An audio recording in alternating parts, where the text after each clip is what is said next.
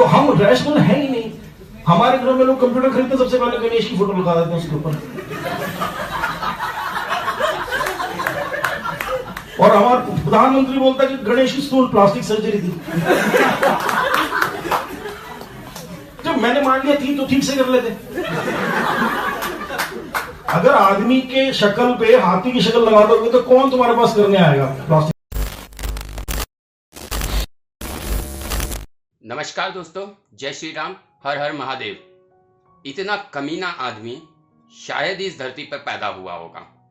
इसके सामने एक दूसरा हरामी ऐसी तैसी डेमोक्रेसी वाला गणेश जी का मजाक बना रहा है और रविश वहां बैठा हंस रहा था।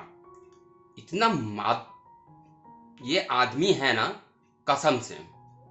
अब जब हम जैसे इसका विरोध करेंगे तो ये वही पुराना गाना शुरू कर देगा, इसको कम्युनल रंग में मत डालो। वीडियो पुराना होगा पर हकीकत दिखा रहा है इस दलाल की।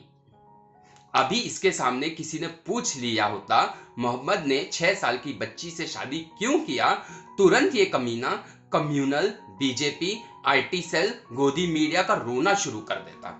इसको हर हिंदू रीति रिवाज से प्रॉब्लम है। रफेल पे ओम क्यों लिखा, स्वास्तिका क्यों बनाया, रामायण क्यों दिखा रहे हो, कौन बोला कि रामायण दिखाना है। मिल गया ना मुंह पे एक करारा थप्पड़। हाईएस्ट वॉच्ड शो हो गया है रामायण, और इस चुतिया का प्राइम टाइम किसी गंदी नाली में पड़ा सड़ रहा है। कांवड़ियों पर हेलीकॉप्टर से पुष्प वर्षा कराई थी योगी सरकार ने, तब भी इसने उल्टा सीधा बोला था और ये पूरी तरह बौराया था।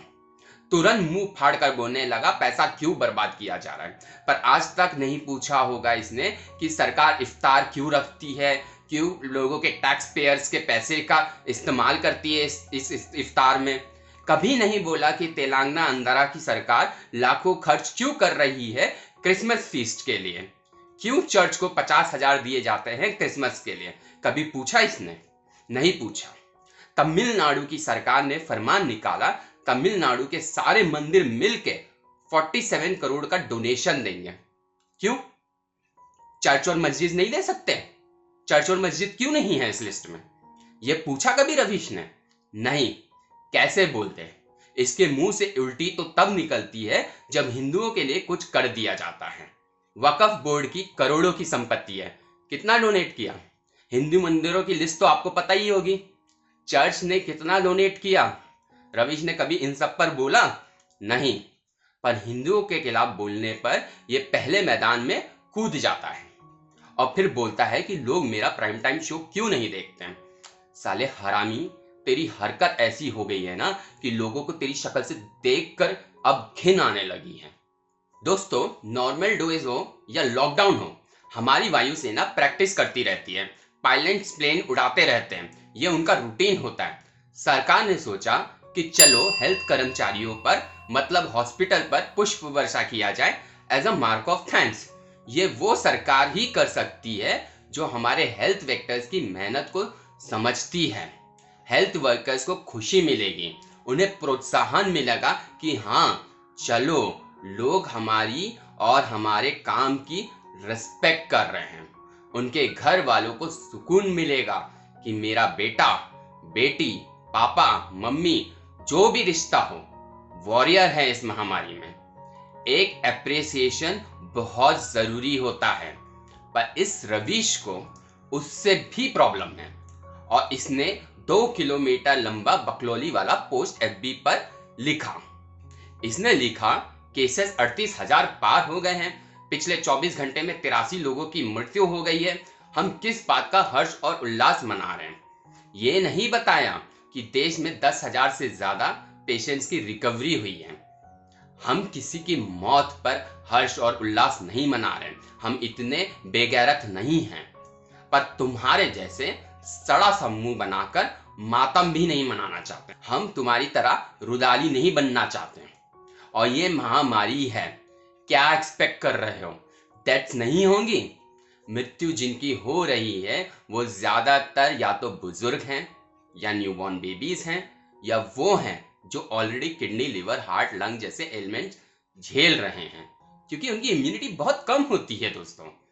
केसेस बढ़ रहे हैं, ये दिख रहा है, पर कभी एक्सेप्ट किया जमातियों के वजह से केसेस बढ़े? तब तो कम्युनल वाला तुमने रोना शुरू कर दिया था। हाँ, उनको सपोर्ट करने लगे थे, उनको जस्टिफाई करने लग गए थे। फिर रवीश लिखता है कि केसेस की गति धीमी हो गई है, पर क्या इतनी धीमी हो गई कि हम सेलिब्रेट करें? और हमें लॉकडाउन में क्या हासिल हुआ? गति धीमी है पर केसेस तो आ रहे हैं ना। बताओ, ये लिखा है इसने। पहले तो इस जाहिल को समझाओ, कोई सेलिब्रेट नहीं कर रहा, सब डरे हुए हैं कि उन्हें ये कोरोना वायरस ना हो जाए, पर लोग मातम मनाकर भी नहीं जी सकते। इस डर में भी अपने परिवार मित्रों के साथ हंस गा रहे हैं, क्योंकि वो तुम्हारी तरह सड़ू सी जिंदगी नहीं जी सकते। जिंदगी में किसी को नहीं पता कि उसकी मौत कब आ जाए, पर वो मातम मना के नहीं जीता, हर पल खुशी से जीता है। और यही जिंदगी है, यही जिंदगी है। मौत सामने भी खड़ी हो तब भी मुस्कुराओ। हम उन हेल्थ वर्कर्स को थैंक्स करते रहेंगे जो दिन रात हमारी मदद कर रहे हैं। तुम मत करो, क्योंकि तुम्हारा ईगो कह रहा होगा कि वो लोग तो छोटे मोटे लोग हैं, उनका क्या सत्कार करना। मैं सर्वश्रेष्ठ, सर्वज्ञानी, ब्रह्मा विष्णु महेश से भी बड़ा हूं। यही है ना तुम्हारे दिमाग में, यही चढ़ा हुआ है ना तुम्हारे दिमाग में। लॉकडाउन में बहुत कुछ हासिल होता है जब तुम्हारे जमाती और थुकलमानों ने तुम्हारी तरह हरामीपंती ना की होती। तुमने उन्हें भी जस्टिफाई किया, पर तुम्हारे पिछाड़े कहाँ दम था कि तुम सच बोल देते। हेल्थ मिनिस्ट्री ने दोस्तों कहा है, हमारे यहाँ केसेस डबलिंग रेट 11 डेज हो गया है। 11 to 20 days in Delhi, UP, Jammu and Kashmir, Odisha and Rajasthan, Tamil Nadu and Punjab. और रिकवरी रेट 26.59% के साथ 10,000 प्लस पेशेंट्स फुल्ली रिकवर हुए हैं। ये अचीव किया है हमने लॉकडाउन से। ये बड़ी तारीफ करते थे ना न्यूयॉर्क के गवर्नर की। जाओ देखो यूएस के केसेस, खास करके न्यू जर्सी और न्यूयॉर्क के। यूरोपियन नेशन से कंपेयर करते थे ना हमारे देश को, और हर बार हमारे देश को नीचा दिखाता था ये आदमी। देख लो उनके क्या हाल चल रहे हैं। पीपीई किट्स का रोना तो इसे रोना था ही, तो इसने वहां ये भी रोया। और ये अंधे बन जाते हैं जब सरकार पीपीई किट प्रोक्योर करती है। जिस डॉक्टर को किसी भी तरह की कंप्लेंट होती है, सरकार हर मुमकिन कोशिश कर रही है कि उनकी समस्या खत्म करी जाए। ये महामारी है, नॉर्मल डेज नहीं है कि हर समस्या को जादू की छड़ी घुमा घुमा कर तुरंत सॉल्व कर दिया जाए। तुम रोते रहो, यही तुम्हारा काम है, क्योंकि रुदाली रोना तुमने बचपन से रुदाली रोना ही सीखा है। आईटी सेल वाले तुम्हारे बेफिजूल के सवाल और रोना धोना की पोल खोल देते हैं रवीश, इसलिए तुम दिन रात आईटी सेल का रोना रोते हो। गया वो जमाना जब तुम कुछ बोल देते थे और लोग उसे सच मान लेते हैं। ये सोशल मीडिया का जमाना है। तुम्हारी हर बकलोली का एक करारा जवाब दिया जाएगा। सेना जब चाहे तब पुष्प वर्षा करती है। कोई ऐसा रूल नहीं है कि अधूरी लड़ाई पर पुष्प वर्षा नहीं की जाती है। झूठ तो मत बोलो कम से कम सेना के लेकर। दुकानदारों को प्रॉब्लम है, सबको प्रॉब्लम हो रही है, क्या करें? लॉकडाउन खोल दें, सब मर जाओ जाकर, हैं? पैसा कमा लो, भले फिर मर ही क्यों ना जाओ, क्योंकि ये धन दौलत लेकर ही तो जाओगे ना अपने साथ ऊपर। है परेशानी तो क्या किया जाए? मातम मनाते रहे। अब सबसे जाहिल बात इसकी सुनो। सेना के जहाज उड़ ही रहे थे तो मजदूरों को उनके घर पहुंचाया क्यों नहीं गया?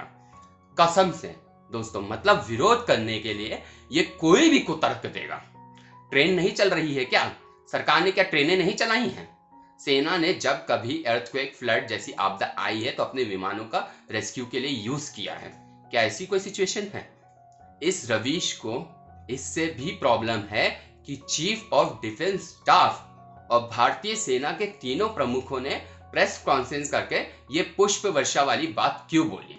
एक ट्वीट कर देता कोई मंत्री, इसने ऐसा लिखा, मतलब अब हमारे डिफेंस स्टाफ कब प्रेस कॉन्फ्रेंस करें कब ना करें ये रवीश डिसाइड करेंगे। पहले चीफ ऑफ डिफेंस स्टाफ को रवीश से इजाजत लेनी होगी। रवीश कोई कम है सेशन से? हाँ, और अंत में वही रोना, कितना सारा पैसा खर्च हो गया, ये एनडीटीवी ने कितना डोनेट किया? तुम्हारी राजमाता के खानदान से कितना डोनेशन आया अब तक? ओह, ये लोग डोनेशन नहीं करते, ये गरीबों का पैसा लूट लेते हैं। जैसे इन्होंने 11 करोड़ के N95 मास्क गायब करा दिया जयपुर के हॉस्पिटल से। दोस्तों, मैंने पहले कहा था, हर चीजों को पैसों का ध्यान में नहीं रखा जाता है। कुछ चीजें ऐसी होती हैं जो लोगों की खुशी के लिए सरकार करती है। यहाँ मेडिकल स्टाफ की खुशी के लिए ये किया गया, पर इन जैसे राज दरबारियों को रामायण से लेके पुष्प वर्षा हर चीज में रुदाली रोना रोना है। बात पुष्प वर्षा क्यों किया, क्यों पैसा बर्बाद किया भी नहीं है। सच बोल रहा हूं, रवीश को कोई फर्क नहीं पड़ता इस चीज से। रवीश को डर इस बात से है कि मोदी सरकार द्वारा हेल्थ कर्मचारियों पर इस तरह का थैंक यू जेस्चर कहीं देश के लोगों में मोदी सरकार के लिए वाह मोदी जी वाली भावना ना ले आए। फिर ये दिन रात जो प्रोपेगेंडा करते हैं सरकार के खिलाफ, वो तो ध्वस्त हो जाएगा। यही तो कारण है कि इन्होंने रामायण पर रोया। कहीं ऐसा ना हो लोग बोले मोदी जी क्या सीरियल रिस्टार्ट करा दिया। इन्होंने थाली और ताली का विरोध किया, कहीं ऐसा ना हो कि लोग मोदी जी का समर्थन न करने लग जाएं। इन्होंने दीप, फ्लैशलाइट, कैंडल का विरोध किया और अब इन्हें पुष्प वर्षा से भी तकलीफ है। इनकी अंदर एक डर है। मैं इतना प्रोपेगेंडा करता हूं सरकार के खिलाफ, खास करके मोदी जी के खिलाफ, कुछ ना कुछ करके, लेकिन मोदी सरकार ऐसा कर ही देती है कि लोग फिर मोदी जी की तारीफ करने लगते हैं। इसलिए ये इतना बिलबिलाता है और हिंदू विरोध में रहता है, क्योंकि इसके हिसाब से हिंदू विरोध मतलब बीजेपी का विरोध। यही हाल कांग्रेसी चमचों, चरण चाटू गुलामों का है। वो भी बिना बात के हर चीज का विरोध करते रहते हैं। खैर, आप सेफ रहिए, स्वस्थ रहिए, लॉकडाउन का पालन करिए। धन्यवाद दोस्तों। जय हिंद, जय भारत।